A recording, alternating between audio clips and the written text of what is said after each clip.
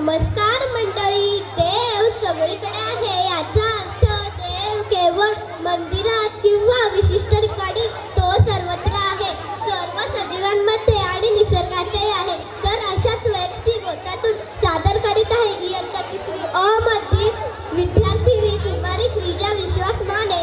गाण्याचे बोल आहे जास्वंदीच्या फुलाप्रमाणे. जास्वंदी